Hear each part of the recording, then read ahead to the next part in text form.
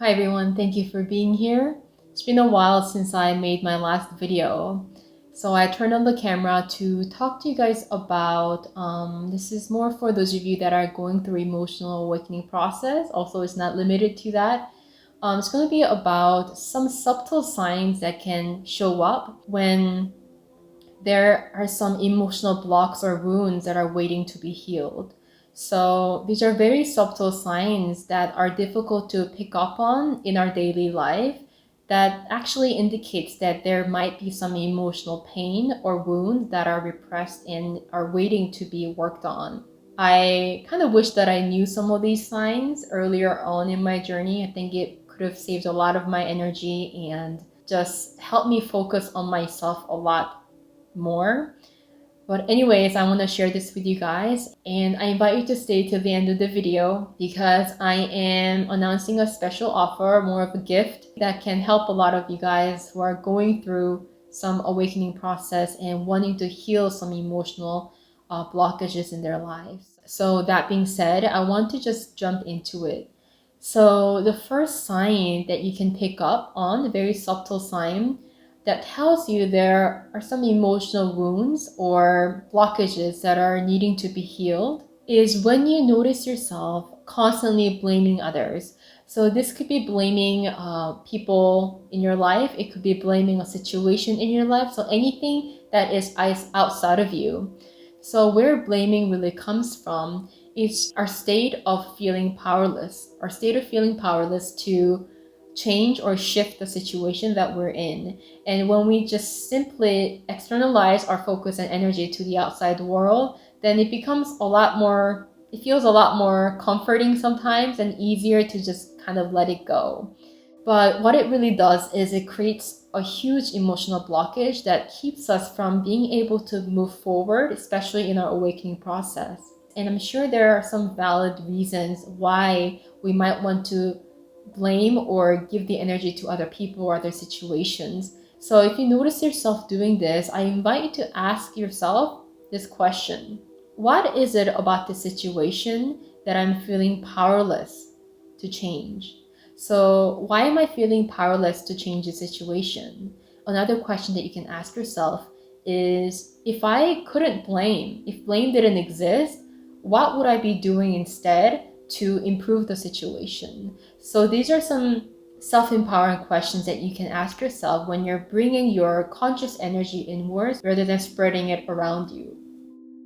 The second sign that can tell you that there's an emotional wound or blockage playing a role in your life, keeping you from moving forward, is when you feel drained, more emotionally drained, lack of energy, not much motivation, not much joy in life. So this often happens when we are disconnected from the source energy. So the source energy is basically all the energy around us. It's the energy that we can receive when we're connecting to our higher self, our intuition. It's the energy that is that you can feel out in nature. It's the energy that's constantly flowing just in your external reality in general. It's currently flowing right now here as well. What happens is when we feel stressed, overwhelmed, or if we have emotional blockage within us, then it tends to contract our energy. You can usually see this in the way that we start breathing when we're stressed or panicky. Our breathing becomes a lot more shallow, a lot faster, rather than it being deep and consistent. Because we're disconnecting from this natural flow of energy that goes in and out of us naturally, and we're feeling contracted, we become depleted in our energy source. Energy just feeling like it's being leaked somewhere. So whenever you find yourself feeling emotionally drained, an important question that you can ask yourself is, what is the root cause, the root reason behind not allowing myself to simply be, to simply flow with the situation? So this can help you reflect on any kind of stress that's happening in your life, or any areas in your life where you're unable to be fully yourself. Another question you can ask yourself is, what brings me inner peace? When we're feeling relaxed and peaceful, we naturally start breathing and taking in the source energy and releasing it, you can notice a very natural cycle that happens within your breathing, within your energy field. So by asking a question about inner peace, in a way, we're elevating our vibration a little bit higher so we can focus on what it is that brings us inner peace and even take action so that we can anchor that vibration a little bit more within us. The third sign that there is an emotional block or wound that needs to be healed is when you feel that you need to control everything around you. So this is more about your need to control other people, situations outside of you, your need to control other people's behaviors, or even the way they feel. You want them to feel in a certain way rather than them being able to have the freedom to feel how they feel. When we feel that it's very difficult to control our own current life or our own current emotions or anything that has to do with our inner world, when it's difficult to control ourselves, we tend to satisfy that need to control by controlling what's outside of us. And this often comes from some kind of discomfort or pain related to our emotions, our difficulties in dealing with our emotions or managing our emotions, or a lot of anxiety might be in it, a lot of stress might be in it. So one way to revert the process is to ask yourself, what is it within me that I have difficulty managing or that I have difficulty facing?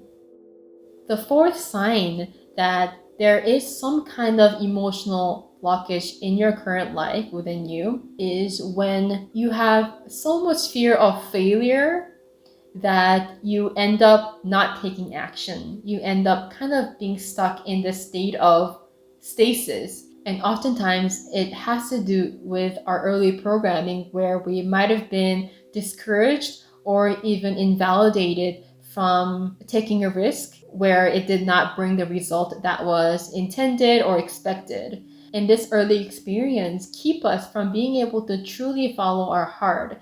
And when we try to follow our heart, we're often faced with a lot of mental emotional blockages where we feel discouraged, we feel self-doubt, we feel a lot of fear of what might happen if we fail or we might be ridiculed.